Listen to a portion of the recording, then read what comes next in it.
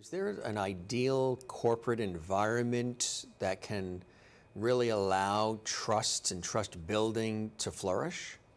Yes, there are certain things that happen in the corporations that build high levels of trust that are largely underplayed or not even given much attention in other settings. One of the things that is there is that leadership is very conscious of creating a trust-friendly atmosphere.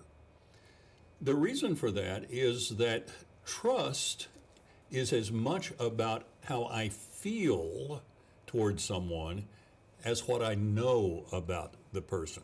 Now, I may know some things about them that keep me from trusting, but for me to trust a person, an organization, an environment, I need to feel safe, informed, respected, valued, and understood.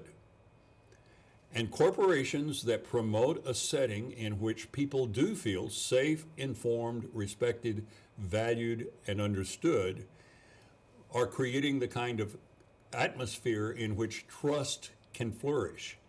Safety here is not just physical safety, as you might need with a railroad or a mining operation.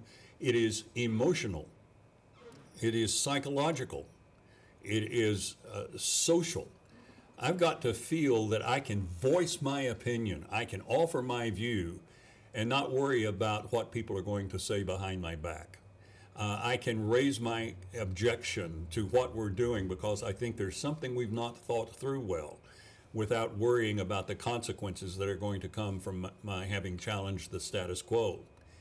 In that world, then, we want to create this environment, first of all, where people feel safe enough to speak up. Because if they're not safe enough to speak up, the team is never going to get the benefit of what they could contribute. Now then, the second thing, informed. When people don't take the time to keep me informed of what's going on, I feel that they don't really trust me or value me. And remember, that's the fourth thing we're talking about. They've got to feel valued. If I'm not valued enough that you will keep me informed, then I'm not sure that I trust you to be caring for me and my concerns deeply enough that I'm going to just give you unequivocal trust as my leader. Respect. We live in a world in which the street gangs gave us the word dissing people, you know. Right. Nothing worse than to diss someone. Yeah, or be dissed. Or to be dissed, yeah, that's right.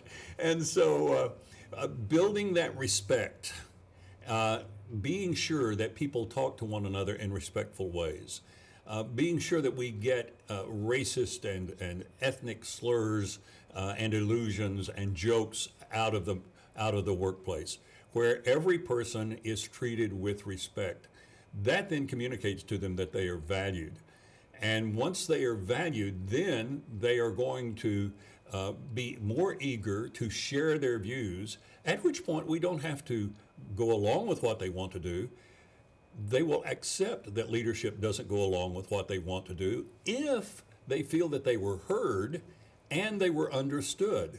So those are the kinds of things that organizations that are building a high trust climate focus on at the basic level.